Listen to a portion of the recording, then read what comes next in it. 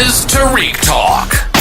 Your host, Tariq Mendez, takes you on a journey with guests from all around the world. Broadcasting around the world. Around the world. This is Tariq Talk. All right, so we're at the studio, and we're going to get an amazing tour of this beautiful sculpture that I'm so happy to hear all about it. Well, this sculpture was actually produced for a show in response to the sculptor Auguste Rodin, if you're familiar with the thinker statue. Oh, yes.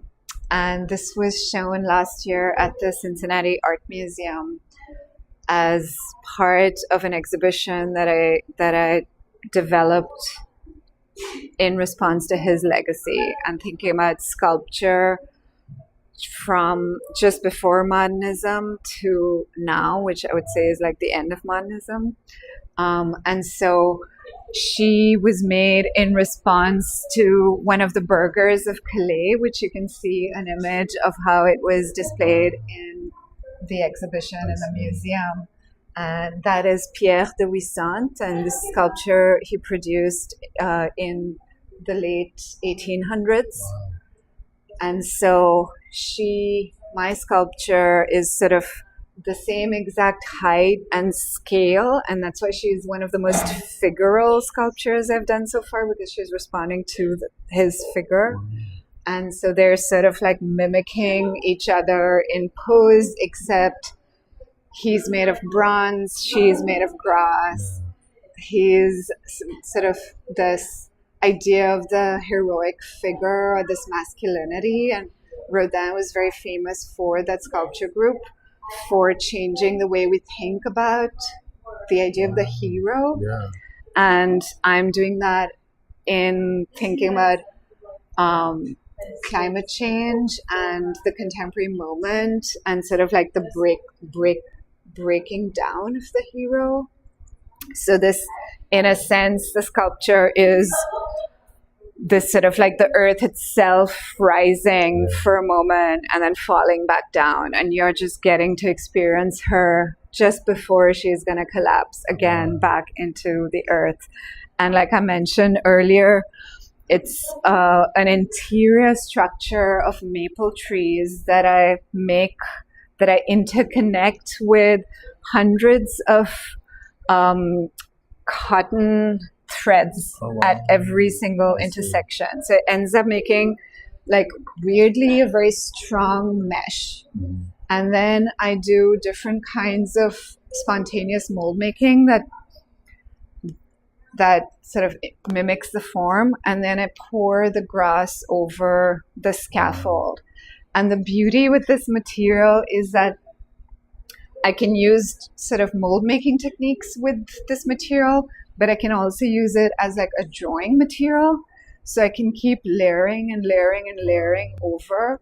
And I'm using natural dyes like indigo and turmeric for the very subtle color variations that you're seeing everywhere. And so there's moments in the sculpture where it's, like I said, very botanic and literal and figure, sort of like you can see the strokes of my gestures. That's all I'm working with my hands, sort of with the fibers, layering and layering. But then there's moments here where it's very expressive, and so the marks that you're seeing here are just my fingertips, and I'm like scratching into the material and like being very sort of embodied with it. And I think that range of visual vocabularies where I can play between sort of like the botanic and the gestural is where the sculpture emerges from. The title, I sometimes have pretty long titles for at least my bigger works. All of my sculptures are called field. Okay. So field is sort of like this larger idea of maybe the world or the earth or whatever. Wow. And then there's subtitles for every piece. And often the titles come from, they may be like the most narrative part of my work, and they come from a memory or an experience that I've had in India, in my travels, or in my journals, note-taking. So the title of this piece is "Pink and red skirts sway like sailing ships over soft rounding hips. Shopkeepers roll down noisy shutters of closing trade stores, and the yellow fire from lamps attracts a million singing mosquitoes over sweet-smelling stalls.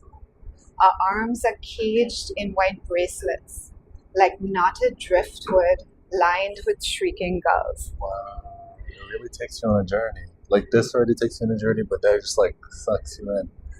And so a lot of the titles are not like a direct reference or description of the piece, but more like the world of the piece. And so I like that sound of the mosquitoes or of the tea, the chai.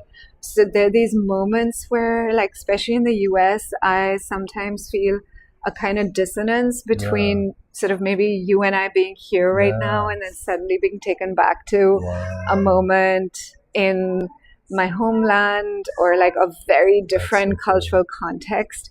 And so I often see these sculptures as just emerging from that dissonance between place or between like being here and there. And that I think is common to a lot of artists and people who have had a multicultural experience, that sense that like you can't really assimilate.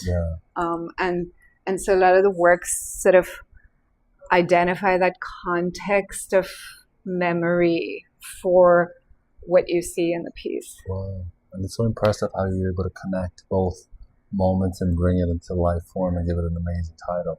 Thank you. Thank you so much for sharing this with us. Thank you for listening to Tariq Talk. Follow Tariq Talk on all social media channels and check out the video interviews online.